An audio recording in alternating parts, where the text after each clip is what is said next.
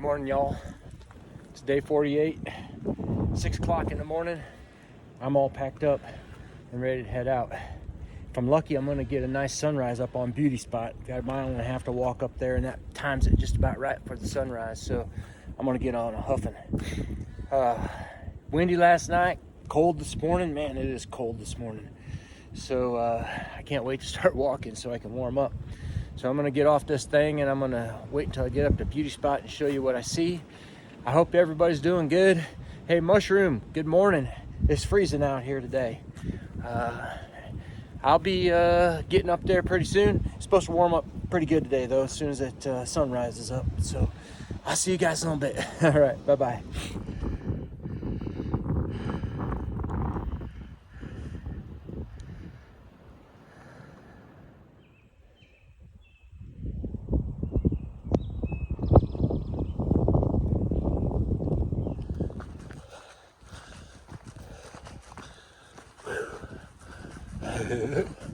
I practically ran to get up here.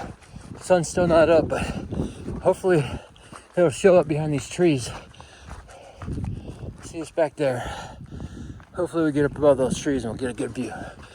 In just a minute. I'm almost there.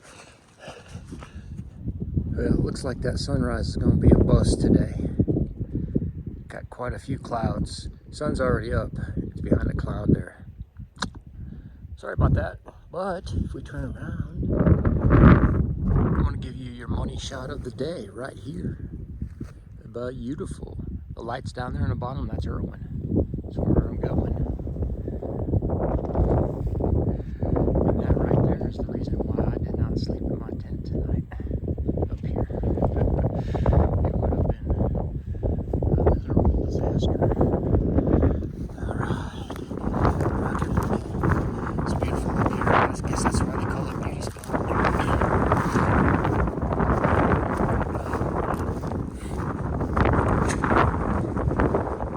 Sorry about the speed.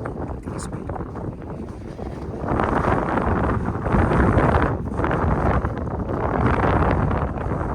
This view over here is good too.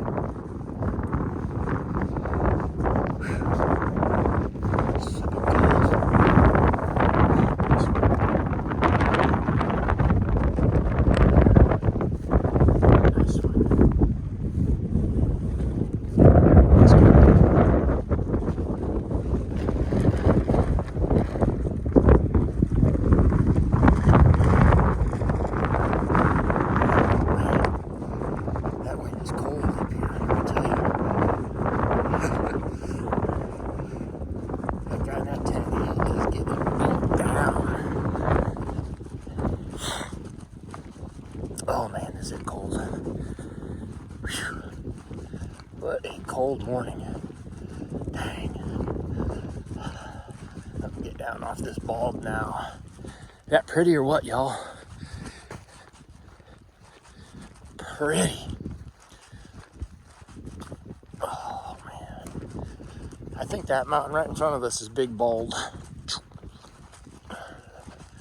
I might be mistaken, but it's tall.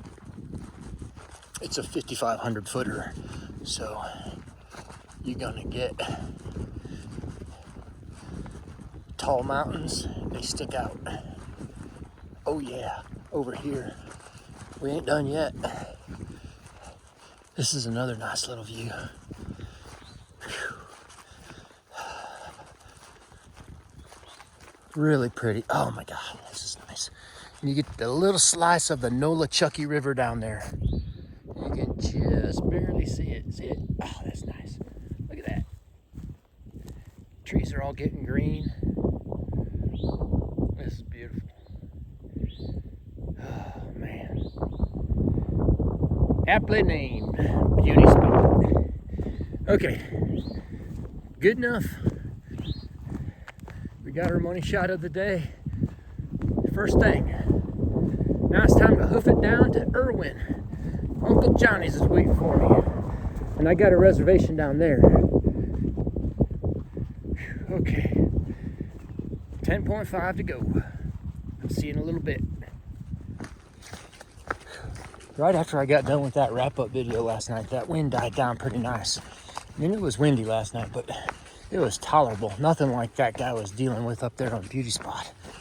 So that was good. I actually slept really well. I was on a bit of a slopey spot, but I found a place in my tent way over on one side that was pretty level, and I stayed there, and it was pretty good. So I really didn't have any problems. I think I told you this last night, but I had to move my tent. I got it set up, and I got in it for this rain that was popping down, and I was about to fall out of that thing. So I just pulled all the stakes and moved it all right down to that other spot where I was at last night. That's the first time I ever had to do that. I really miss Mushroom, man. She could pick out the spot, and usually we were in a pretty good place level wise. I don't know why I can't do that, but I'll sit there for 20 minutes sometimes and really just look at each spot that's available and say, is this one the right one, or is that one the right one? I think this one might be better. And then I get my tent set up and get in there, and I'm like, this was not the right spot. That happens to me all the time. Yeah, so no worries for me today. It's just cold, and I'm waiting for it to warm up. I'll get down here off this elevation. I'm sure it's going to warm up nicely. I don't really have a whole lot to do today. Just get my food.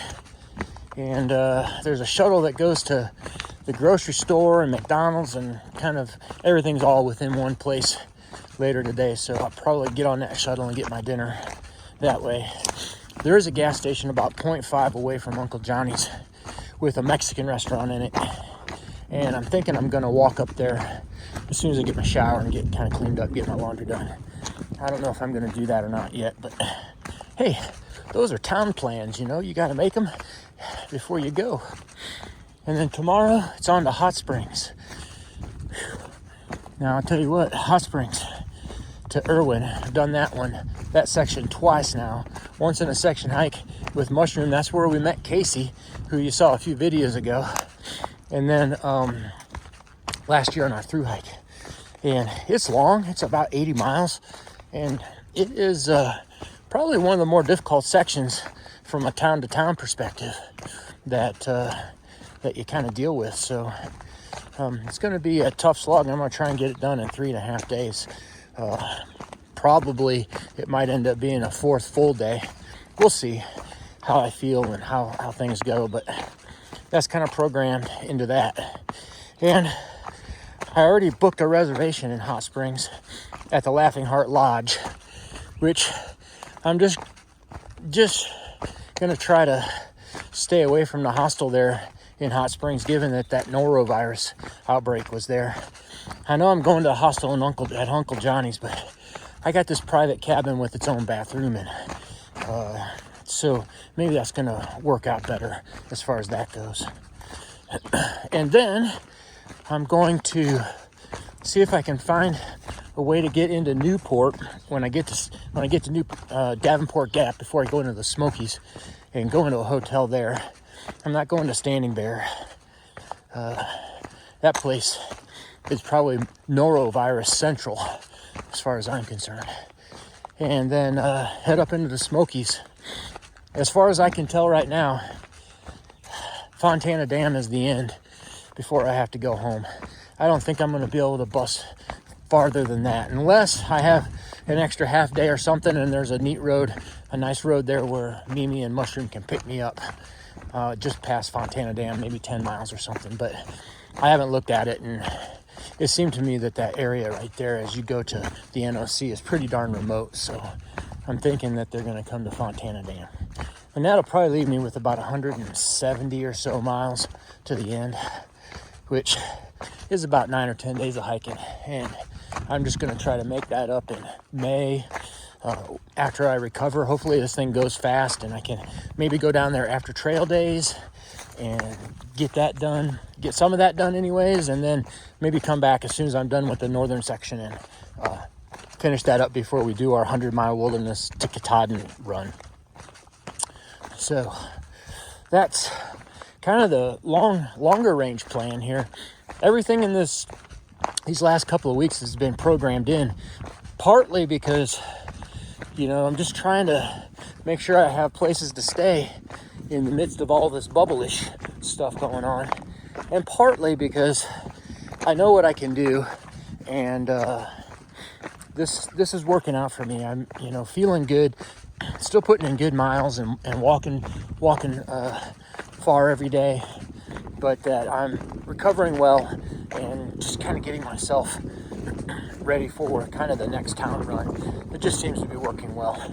I don't anticipate the northern section to be nearly as programmed. I intend to just kind of wing it, especially early on, because I'll probably be by myself again when I'm out there starting on June 1st.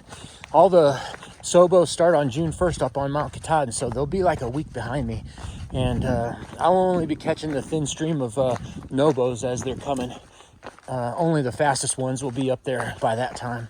So it'll be kind of like when I started. I'll just be seeing a few every day, and then probably when I get down to New York is when I start seeing the kind of bubblies.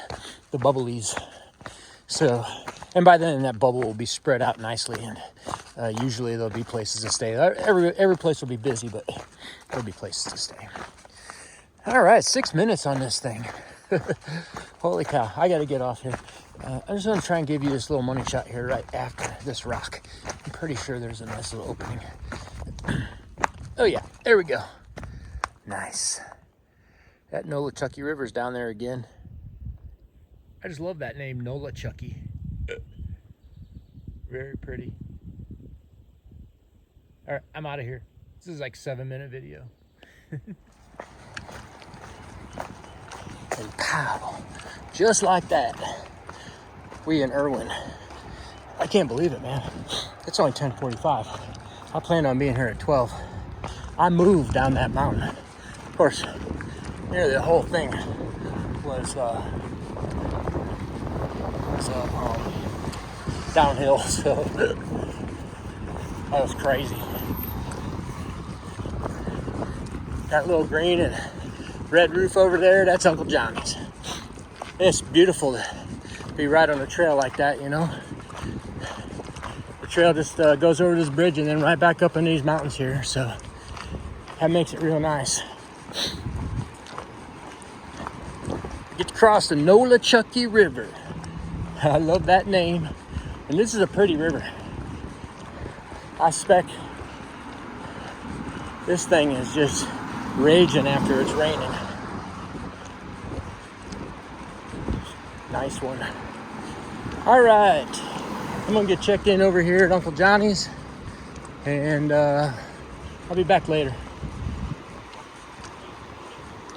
Powerline view, beautiful.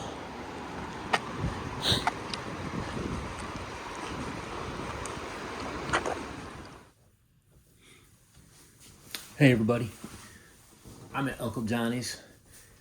I'm in cabin F, which is like the castle on the hill, so to speak. It's the nicest cabin. It's got its own bathroom, it's got a kitchen. Mushroom and I stayed here last year. And lucky I am, because the bathhouse down there has got a clog in one of the drains. Somebody put something down the toilet they shouldn't have, and they can't use that stuff down there. So I'm good up here though. I'm all clean. I got my shower and everything. So I thought what I'd do is I would show you how this little gizmo right here works. This is a fuel transfer valve, and is really a pretty nice little thing. It probably weighs 4 ounces, so I mean it's a little heavy, but you can transfer fuel from into your can from other cans that are sitting around.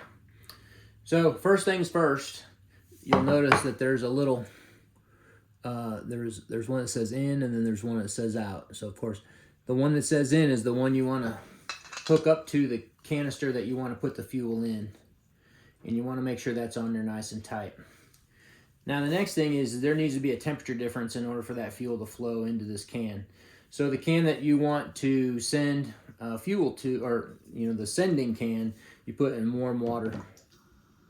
And then this one I'm gonna go put in the freezer for just about 5 minutes, and then I'll be right back and I'll show you how to do it. So the inside goes in the freezer, the outside goes into water, the warm water. All right, I'll be right back. Okay, this can's cold. This one's warm.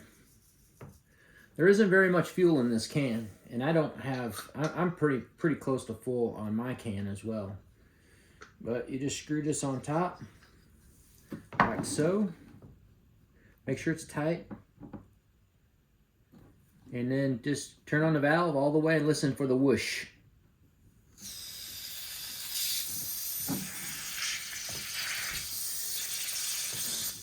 Uh-oh. I don't think I had it on tight enough.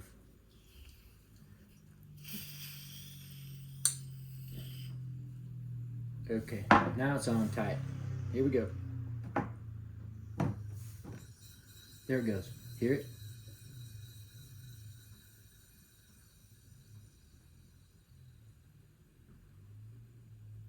And now it's all transferred. Everything in there. This can up here on top should be empty. Now there's still a little bit in there, but my can's completely full now. Well, pretty close. Now the one problem that I've noticed with this is that when you fill these up with this little valve, it'll fill up too far. So when they fill them up at the factory, they leave a little space there, and then what you're actually burning is the vapor from the fuel, from the liquid fuel. It vaporizes real easily, and then that vapor comes up. And so if you try to just go ahead and use the can after it has been filled with one of these things, you're going to get this.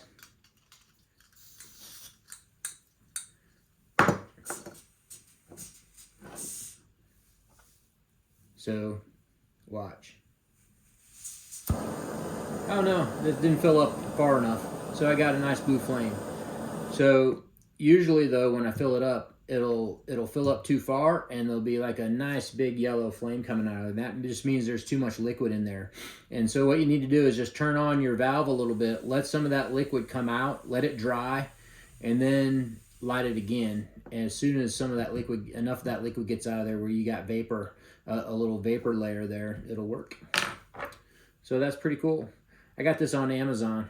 I don't know what it's called. I can't remember, but it's like a gas transfer valve. But this has been very nice. I can find partially filled gas cans at hostels and places like this, and then just transfer that gas into my container and not have to buy a whole nother can of gas, or actually just leave a half or a quarter can behind. I'm actually using all of my gas. So that's the trick. I thought I'd show you guys that. All right. I'll be back later to give you a wrap up and send you on your way for today. All right. Bye-bye.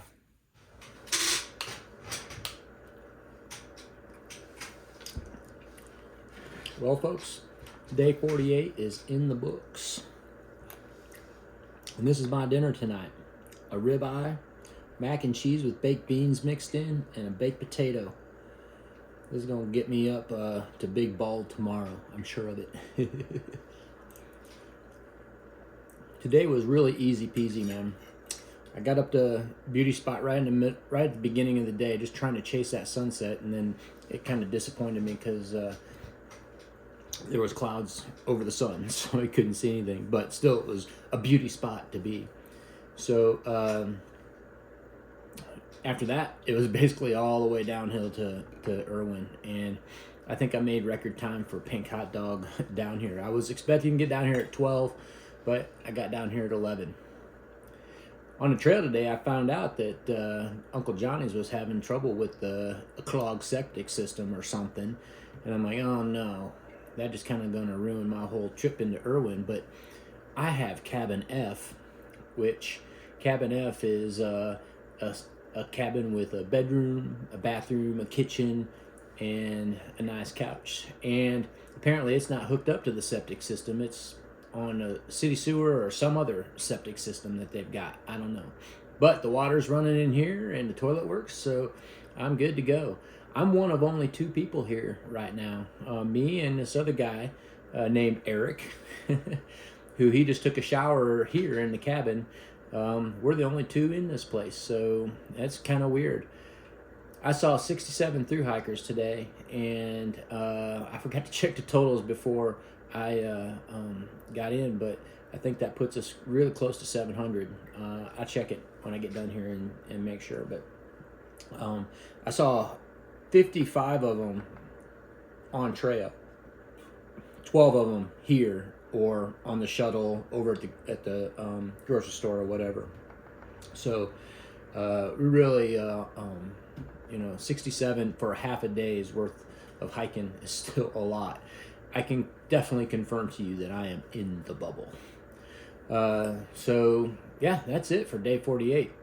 Tomorrow we start our trek to Hot Springs, and I've hiked north on this section twice, and this will be my first time going south. So I don't think it matters because this is a difficult section, and it's long. It's like 80 miles or something like that to Hot Springs. So I'm hoping to get there in 3.5 days.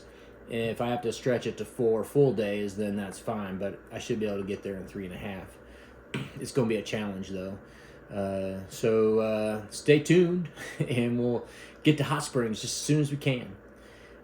Once again, thank you all for watching, and I'm going to eat this stuff now and turn in. It's time for bed almost. It's almost 6 o'clock. So y'all take care. Good night, Mushroom. I love you. I'll see you next time. Bye-bye.